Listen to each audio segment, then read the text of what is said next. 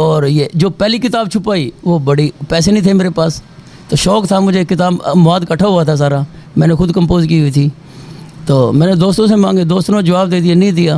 پھر میں نے اللہ پاک سے کہا، میں وہ آئے ہمارے گھر سب کچھ بدل گیا، وہ آئے ہمارے گھر سب کچھ بدل گیا، ستارہ بدل گیا اور آئینہ بدل گیا۔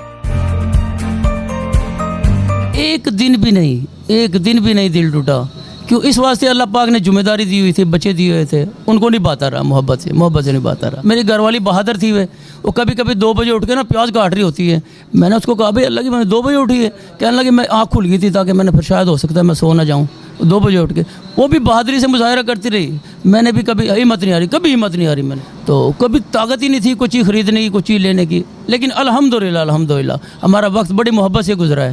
السلام علیکم، میں ہوں فوزیہ سجاد۔ آج آپ کو ملواؤں گی ایک ایسی شخصیت سے جو ایک عظیم اسٹرگلر ہیں، جنہوں نے زندگی کی گاڑی چلانے کے لیے نہ صرف بے تحاشا محنت کی بلکہ ساتھ ساتھ اپنے اندر چھپے شاعر کی تشنگی کا سامان بھی کرتے رہے۔ میں بات کر رہی ہوں بابر صاحب کی، صوفی بابر صاحب، جو کہ صوفی چنا چاٹ کے نام سے اپنا کاروبار کرتے ہیں۔ لالا موسیٰ کی ایک جانی پہچانی شخصیت ہے۔ صوفی چنا چاٹ کسی تعارف کی محتاج نہیں۔ 27 سال تک صوفی صاحب نے سائیکل پر اپنی یہ چاٹ بیچی اور اب اللہ تعالیٰ نے ان کی محنت کا صلہ دیتے ہوئے ان کے بزنس کو دکانوں میں شفٹ کر دیا۔ لیکن صوفی صاحب آج بھی اتنے ہی سادہ ہیں جتنے 27 سالوں میں سائیکل پر چاٹ بیچتے ہوا کرتے تھے۔ ان کے دل میں لوگوں کا درد آج بھی اسی طرح ہے جس طرح پہلے ہوا کرتا تھا۔ صوفی چنا چاٹ اس سوسائٹی، خاص طور پر گجرات اور منڈی بہاؤدین کی پٹی کے لیے ایک مشعل راہ ہے، کیونکہ یہاں کے لوگ پاکستان میں محنت کرنے کے بجائے ڈنکی لگا کر سرحد پار کر کے تابوتوں میں واپس آنا پسند کرتے ہیں، لیکن پاکستان میں محنت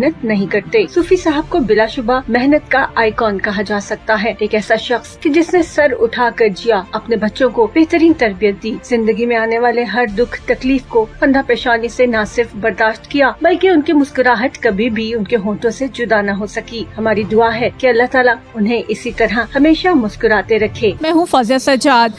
جس سوسائٹی میں ناظرین ہم رہتے ہیں وہاں ہمارے آس پاس بہت سے ایسے لوگ ہوتے ہیں جن کے بارے میں شاید ہم ڈیٹیل سے نہیں جانتے۔ میں بات کر رہی ہوں اس عظیم شخصیت کی کہ جو لالا موسیٰ میں اس کے آس پاس عرصہ دراز سے صوفی صاحب کے نام سے مشہور ہیں اور اپنی چاٹ کی وجہ سے بہت فیمس ہیں۔ جانتے ہیں کہ یہ بابر اعظم سے صوفی صاحب تک کا سفر کیسے کٹا، کیسے بنا، اور ایک بابر نام کے بچے سے ایک صوفی صاحب کی اس شخصیت تک یہ کیسے پہنچے۔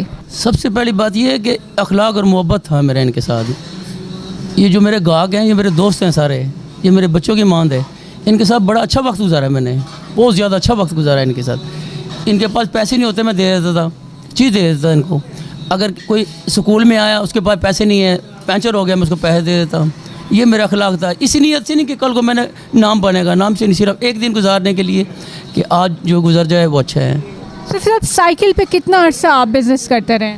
سائیکل پہ کوئی 27 سال کے قریب، 26-27 سال کے قریب، 26-27 سال سائیکل پہ۔ لوگ میرے پیچھے ہوتے تھے، فون کرتے کہاں کھڑے ہو صوفی صاحب، میں کہ فلانی جگہ ہوں، وہیں آ جاتے تھے۔ الحمدللہ اتنی محبت کرتے لوگ، گاہک محبت کرتے تھے الحمدللہ۔ یہ جتنے آتے ہیں نا سارے محبت کرنے والے لوگ ہیں الحمدللہ۔ تو 27 سال گرمی، سردی، دھوپ، بارش، ہر چیز آپ نے برداشت کی، کبھی دل ٹوٹا کہ بس اب بس کر دینا چاہیے؟ ایک دن بھی نہیں دل ٹوٹا، کیوں؟ اس واسطے اللہ پاک نے ذمہ داری دی ہوئی تھی، بچے دیے ہوئے تھے، ان کو نہیں باتا رہا، محبت سے نہیں باتا رہا۔ تو یہ آسان کام نہیں ہے، آپ سائیکل پہ 27 سال چل رہے ہیں، پھر آپ کو فروٹ خریدنا یا دوسری چیزیں خریدنی ہے، تو یہ کس طرح مینیج ہوتا تھا جبکہ گھر بار بھی تھا؟ الحمدللہ میں اکیلے ہی خریدتا تھا۔ ویسے میری گھر والی بہادر تھی، وہ کبھی 2 بجے اٹھ کے نا پیاز کاٹ رہی ہوتی ہے، میں نے اس کو کہا بھائی اللہ کی میں نے 2 بجے اٹھی ہے، کہنے لگی میں آنکھ کھل گئی تھی تاکہ میں نے پھر شاید ہو سکتا ہے میں سو نہ جاؤں، 2 بجے اٹھ کے وہ بھی بہادری سے مظاہرہ کرتی رہی، میں نے بھی کبھی ہمت نہیں آ رہی میں نے کبھی بھی کسی میں۔ صوفی صاحب ہم جس دور میں رہتے ہیں نا، بچے جو ہیں وہ بہت ایکسٹرا آرڈنری چیزیں چاہتے ہوتے ہیں اور اپنے والدین کو وہ چاہتے ہیں کہ ہمارے والدین بڑی بڑی گاڑیوں میں ہوں، بڑے بڑے بنگلوں میں ہم رہتے ہو، اگر نہیں بھی ہے نا ایسا کوئی ان کا سین، ایسی کوئی سچویشن نہیں ہے ان کی فیملی کی، تو بھی وہ لوگوں کو سناتے بتاتے ایسے ہی۔ آپ کے بچوں نے کبھی یہ کہا کہ ابا نہیں آپ ایسی باتیں نہ کریں، ہماری انسلٹ ہوتی ہے؟ نہیں، کبھی نہیں کیا۔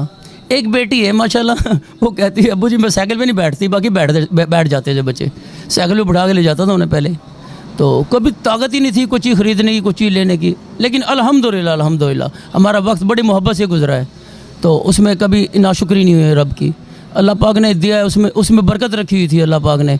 हलाल तैयब रिज़्क़ में बरकत है, सुकून है उस चीज़ में। अच्छा, 27 साल साइकिल पे आपका सफ़र है, आप चाट बेच रहे हैं, बाकी सारे काम कर रहे हैं, ये शायरी भी तो आपके अंदर से निकलती चली आ रही थी, ये क्या सीन था? शायरी बचपन से शौक़ था मुझे। असल मैंने दुखों से ज़िंदगी गुजारी है, बचपन से लेके जवानी तक, बर अभी तक भी जो है ना दुखों में ही है। उसके बाद अल्लाह पाक ने काम दिया है तो जिम्मेदारी बढ़ा दी।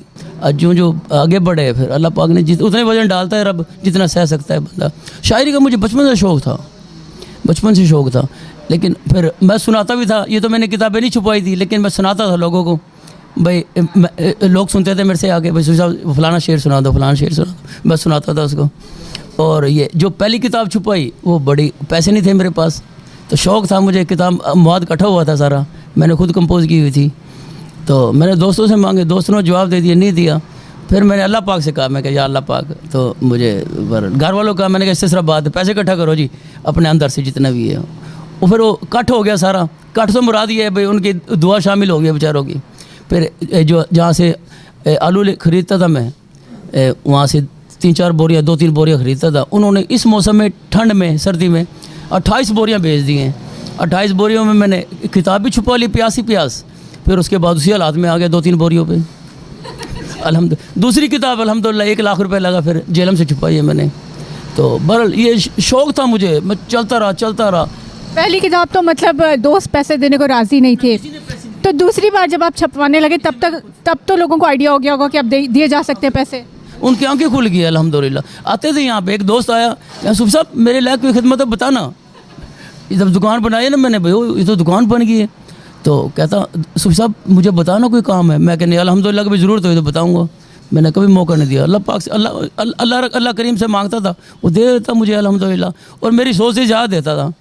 क्यों? इस वास्ते मेरा एतकाद है अल्लाह पाक के ऊपर, वो सारा निज़ाम गैप से पैदा करते। ये गैप से छपी है पहली किताब प्यास ही प्यास।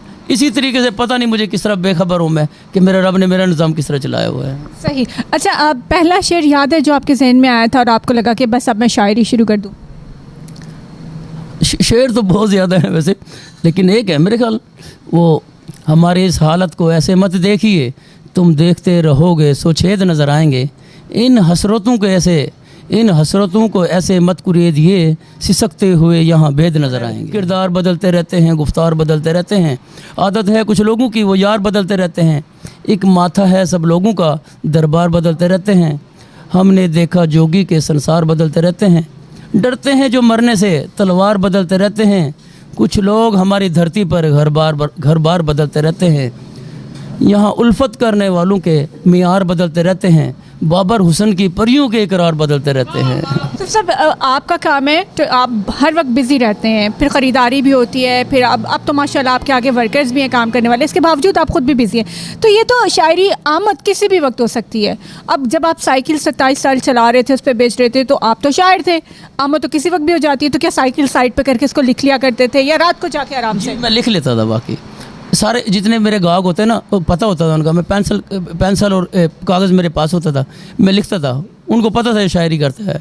मैं एक साइड पे उनके सामने लिख लेता था, मुझे जो आमद होती है ना मैं लिख लेता था। एक शेर बनाना होता था, फिर आगे बन जाता था खुद ब खुद ही।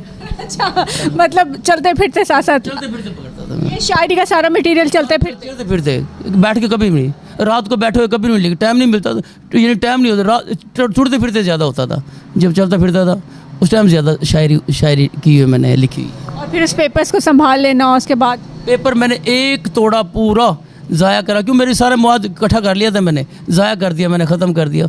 मेरा एक तोड़ा पूरा रफ़ों का था, और इतनी सारी रफ़ें अभी और भी है। अगर मैं पूरी ज़िंदगी लिखता ना तो मैं लिख सकता था, लेकिन अभी नहीं, वो मैंने ज़ाया कर दिए सारे। किसी इंतज़ामिया में से कभी किसी MNA MP ने सरपरस्ती करने की कोशिश की कि आप अदब से भी ताल्लुक़ रखते हैं? तो नहीं, कोई नहीं, कभी नहीं हुआ ऐसा। अच्छा, अपना फेवरेट शेर सुनाया। आपको इन दोनों बुक्स में से कौन सी पसंद है, या फिर कोई ऐसी पोइट्री की जो आपको लगता हो कि बस ये मैंने आखिर ही कर दी है? शेर बहुत अच्छे। वो आए हमारे घर सब कुछ बदल गया, वो आए हमारे घर सब कुछ बदल गया, सितारा बदल गया और आईना बदल गया।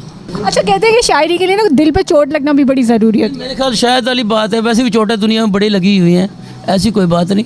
لیکن میرے خیال نازل تاں ہی ہوتا ہے کوئی اگر ذہن بنایا جائے، اس طرح نہیں، خود پہ نازل نہیں ہوتی کوئی چیز ذہن پہ منتقل ہو ہے نا بھئی میں نے بات لکھنی ہے، شاید ابھی نہ لکھی جائے پھر لکھی جاتی ہے، لیکن وہ میرے خیال سوچنا ضروری ہوتا ہے اصل میرے دوست کہتے ہیں جو یہ میرے گاہک جو ہوتا ہے نا اپنے بچوں کو لے کے آتے ہیں کہ دیکھ صوفی صاحب کو دیکھو یہ اس طریقے سے کام کرتے ہیں، یہ صوفی صاحب نے جب سائیکل پہ لگاتے تھے، بہت سے لوگ مجھے کہتے ہیں بھائی آپ سائیکل پہ لگاتے تھے، اصل محنت کرنا نہیں چاہتے نا، محنت کرنا چاہیے، لگن کے ساتھ کرنا چاہیے، بھئی اللہ پاک نے مجھے ذمہ داری لگائی ہے ہمارے اوپر، اس کو نبھاؤ کس طریقے سے حلال طیب رزق سے۔ بےتاب سا سما تھا کتنی اداس رات تھی، پلکوں پہ لے کر ہم کو وہ کہاں جا رہی تھی، موجوں کی تیز لہروں نے سب کچھ ڈبو دیا، ورنہ ہمارے جزیرے کی سرحد قریب تھی، پڑے ہیں کتنے میری روح کے بدن پہ چھالے، کتنی تھکن سی بابر وجود کے زمین پہ تھی۔ جی ناظرین، آپ نے دیکھا ایک شخص مسلسل کی ایک داستان ہے، ایک شخص جو استعارہ ہے ہمارے لیے روشنی کا، نہ صرف لالہ موسیٰ اور اس کے سراؤنڈنگ ایریاز کے لیے۔ ضرور کوشش کیجیے گا ایسے لوگ جہاں پہ بھی ملیں ان کو انکریج کرنا بہت ضروری ہے۔ فوزیہ سجاد کو دیجیے اجازت، اللہ حافظ۔